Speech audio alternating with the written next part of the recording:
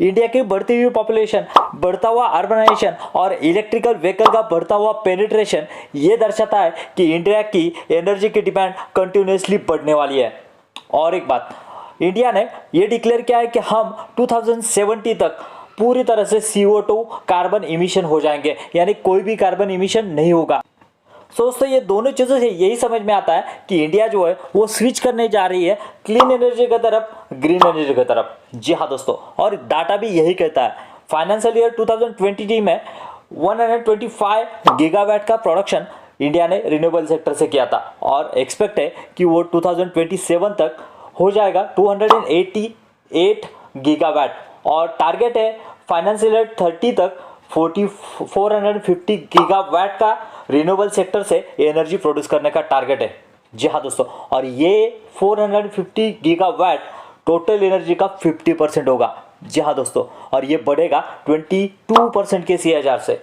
तो सोचिए, अगर कोई सेक्टर ही 22% के CAGR से बढ़ने वाला है तो उसके स्टॉक, और अगर अच्छे फंडामेंटल वाले स्टॉक रहेंगे तो वो कितनी तेजी से बढ़ेंगे। सो दोस्तों यही ऐसा ही एक स्टॉक KPI ग्रीन के बारे में बात करेंगे आज कि क्या है इसके फ्यूचर प्रोस्पेक्ट और कैसे ये हमें मल्टीबैगर रिटर्न दे सकता है। सो जुड़े रहिए हमारे साथ, क्योंकि हम हमेशा कहते हैं लर्निंग है तो अर्निंग है। KPI ग्रीन एनर्जी लिमिटेड, जी हाँ दोस्तों, इसके बारे में बात करेंगे आज, जो कि इनकॉर्पोरेट हुआ था इन 2008 में। और ये ऐसा दौर था दोस्तों जिस समय क्लीन एनर्जी हुआ है वो रिवॉल्यूशन हुआ था और पूरी दुनिया में इसके बारे में चर्चा हो रही थी। उसी समय इस कंपनी ने क्या किया था, अपना जो है प्रोडक्शन चालू किया था, इनिशियल स्टेज में स्टार्ट किया था। दोस्तों यहाँ पे देखेंगे तो इनके टोटल 3 रेवेन्यू सोर्सेस है, इसमें से 2 मेजर है। उसमें से पहला जो है वो इंडिपेंडेंट पावर प्रोड्यूसर। इसमें क्या करती है कंपनी, खुद का जो है वो पावर प्लांट लगाती है, उसके बाद में उससे जो पावर जनरेट होती है वो अपने कस्टमर को यहाँ पे सेल करती है और उससे जो रेवेन्यू आता है ये एक सोर्स है उनका। इससे नियर अबाउट उनका 25% रेवेन्यू जो है वो इस यहाँ से आता है, इंडिपेंडेंट पावर सोर्स से आता है। ओके, उसके बाद में देखेंगे तो कैप्टिव पावर प्रोड्यूसर, ये जो है उनका एक मेजर रेवेन्यू सोर्स है और जिससे नियर अबाउट 73% रेवेन्यू से आता है। ये क्या करती है, ये कस्टमर को पावर सप्लाई नहीं करती है, कस्टमर उनके पास आते हैं और कहते हैं कि हमारे लिए जो वो पावर प्लांट बना के दीजिए, सोलर पावर प्लांट बना के दीजिए। जैसे कि अगर आप डीमार्ट में गए होंगे तो डीमार्ट में यहाँ पे पार्किंग है, वहाँ उसका जो रूफ है पूरा पावर प्लांट जो है वो यहाँ पे देखने को मिलेगा ऐसा।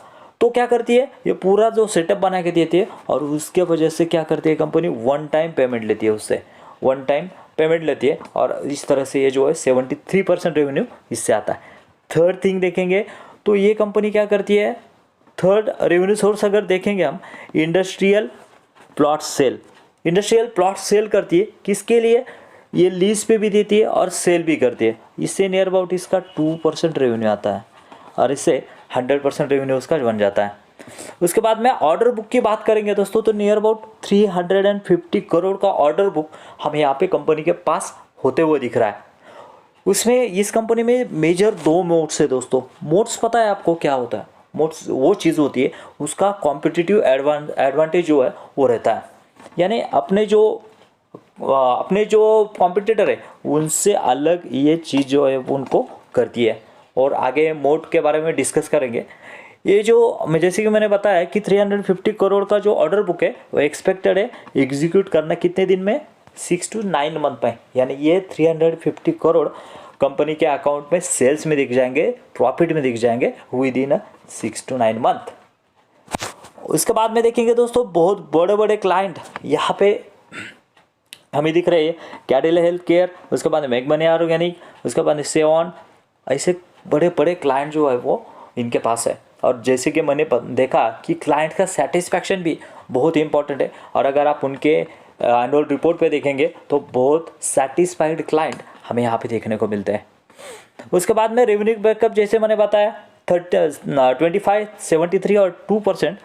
और एक चीज़ दोस्तों बहुत ही इंपॉर्टेंट चीज़, यहाँ पे company has to target 1000 megawatt capacity by the 2025, यानी कंपनी 1 गीगावाट कैपेसिटी करने जा रही है and achieving the base through the IPP and the cumulative of near about 250 megawatt bye the 2025 यानी आईपीपी का बिजनेस जो है वो 2250 मेगावाट करने जा रही है, और दूसरा बचा हुआ सीपीपी का जो है वो 750 मेगावाट करने जा रही है। ऐसा मिला के जो है वो 1 गीगावाट होने वाला है उनका।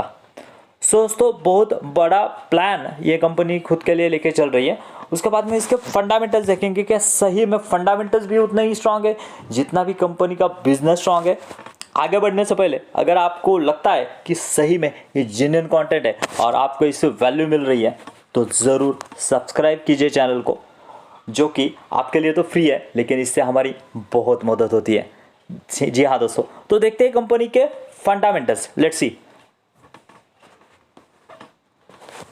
दोस्तों देखिए, मार्केट कैप की बात की जाए तो 4800 करोड़ का मार्केट कैप है, और जिस CAGR से अपनी इंडस्ट्री बढ़ने वाली है और इस CAGR से अगर एक कंपनी बढ़ती है तो जल्द ही स्मॉल कैप से मिड कैप और मिड कैप से लार्ज कैप भी बढ़ने की पोटेंशियल ये कंपनी रखती है, क्योंकि जिस तरह से कंपनी का बिजनेस है। ROC और ROE देखेंगे तो बहुत ही इफिशिएंटली काम कर रही है कंपनी। 25 और 54 का ROC, बहुत ही बढ़िया तरीके से ये कंपनी जो है ये काम कर रही है। उसके बाद में इंडस्ट्री पी 59 का है, एक यानी बहुत ही अंडर वैल्यूड हमें ये कंपनी भी मिल रही है। उसका एक थोड़ा सा मुझे ड्रॉबैक लग रहा है, या फिर ये जो कह सकते हैं ना लैक लग रहा है, वो है कंपनी का डेप्ट इक्विटी, जो कि 2.58 है, लिटिल बिट हायर है। बट जिस तरह से कंपनी काम कर रही है, और सेकंड थिंग दोस्तों कि जो भी ये रिन्यूएबल सेक्टर की कंपनियां होती हैं उनके ऊपर डेप्ट थोड़ा सा ज़्यादा रहता है। सो ये पॉसिबिलिटी है, लेकिन जिस तरह से बिजनेस आ रहा है तो स्ट्रॉन्ग जो कंपनी के ऊपर है वो बना हुआ है। दोस्तों जैसे कि मैंने बताया था 2 मोड है, उसमें से पहला मोड है दोस्तों, ये कंपनी जो है ना वो सोलर प्लांट है और प्लस उसके पास जो है विंड प्लांट है। ये दोनों का मिला के भी ये कंपनी जो है वो क्लीन एनर्जी में काम कर रही है। यानी क्या हुआ, जैसे कि रेनी सीजन में जो है आपका सोलर प्लांट जो है ज़्यादा काम नहीं करेगा, लेकिन विंड प्लांट जो है उस समय काम करेगा। और एक बात, ये दोनों का मिला कर और एक हाइब्रिड प्लांट भी है उनके पास, जिससे बहुत बढ़िया जो है वो पावर जनरेशन का काम ये करती है। दोस्तों ये एक मोट है, जैसे कि सोलर पावर का देखेंगे तो उनके पास लिमिटेशन आ जाते हैं, लेकिन उसके पास कोई भी लिमिटेशन नहीं है। दोस्तों यहाँ पे देखेंगे प्रॉफिट किस तरह से बढ़ रहे हैं कंपनी के। सेल्स में ग्रोथ देखेंगे तो दोस्तों देखिए यहाँ पे रैपिडली ग्रोथ यहाँ पे सेल्स में दिख रही है। 34 से 766 करोड़ की ग्रोथ हमें यहाँ पे सेल्स में दिख रही है। और यहाँ पे अगर हम नेट प्रॉफिट के बारे में देखेंगे तो नेट प्रॉफिट में वही हाल है, 9 करोड़ से यहाँ पे 134 करोड़ का यहाँ पे कंपनी ने नेट प्रॉफिट जनरेट किया है। यानी कितने टाइम्स हम देख सकते हैं रैपिडली सेल्स ग्रोथ यहाँ पे हो रहा है। बैलेंस शीट की बात करेंगे तो बैलेंस शीट में भी देखिए रेवेन्यू जो है वो कंपनी का कंटिन्यूसली बढ़ रहा है, उसी साथ साथ बोरिंग भी बढ़ रहा है। लेकिन अगर बोरिंग्स बढ़ रहे हैं तो यहाँ पे दोस्तों देखिए मैंने बताया कि ROC देखिए दोस्तों, ROC यहाँ पे ROC का मतलब क्या होता है, जो भी कर्जा लिया है ना दोस्तों, जो कर्जा जो है अच्छे तरह से अगर यूटिलाइज कर रही है कंपनी तो that is the good sign.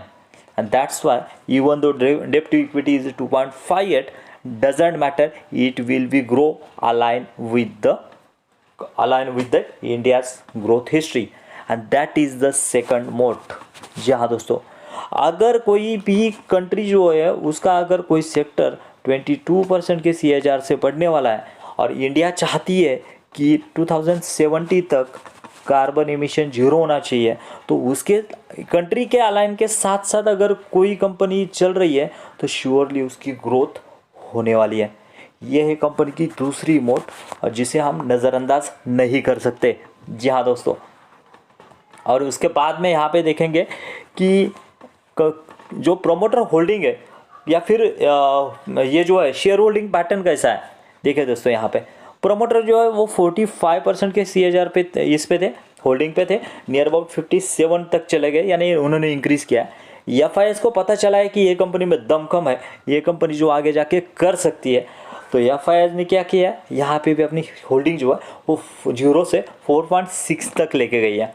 DIS अभी वेट कर रही है, बीच में आई थी निकल गई और लिटिल बिट है, लेकिन डजेंट मैटर। और पब्लिक का हिस्सा जो है हमें यहाँ पे छीना हुआ दिख रहा है। कौन छीना है पब्लिक का हिस्सा, तो दोस्तों पब्लिक का छीना है हिस्सा यहाँ ने प्रमोटर ने छीना है। किसने छीना है, FIS ने छीना है। यानी जो है जो शेयर होल्डिंग जो है वो वीक हैंड से स्ट्रांग हैंड में गई है, that is a good sign. जी हाँ दोस्तों, अगर आप ऐसे ही एक स्टॉक देखना चाहते हैं कि जिसने बहुत बढ़िया किया है तो लेफ्ट वाली वीडियो पे क्लिक कीजिए, जहाँ पे मैंने बताया कि कैसे बिग ब्लॉक कंस्ट्रक्शन भी एक कंस्ट्रक्शन का जो है अगला मल्टीबैगर बन सकता है। सो ज़रूर स्टडी कीजिए। Thank you very much.